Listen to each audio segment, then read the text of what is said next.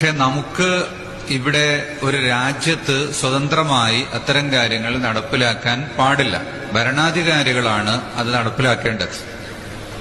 അപ്പൊ ഗുജറാത്തിലെ ജനങ്ങൾ നിസ്കരിച്ചിട്ടില്ലെങ്കിൽ അവരെ വീട് ചുടണം, അവരെ കൊല്ലണം. ആരാ ചെയ്യേണ്ടത്?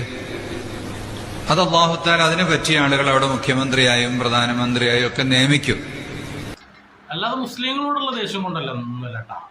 കാരണം നിസ്കരിക്കാത്ത ആളുകളെ കൊല്ലാനും വേണ്ടിയിട്ട് BJP-ക്കാരെയാണ് പടച്ചോനെ ഏൽപ്പിച്ചത്.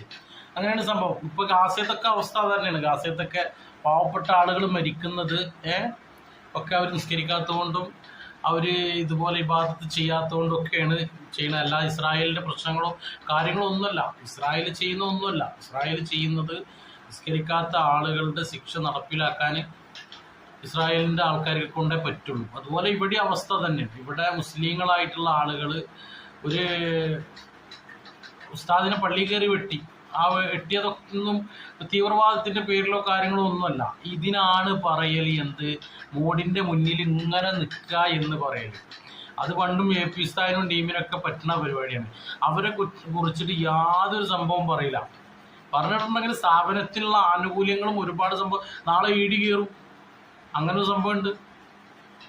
നാളെ ഓഫീസർമാർ അവിടെ കയറും.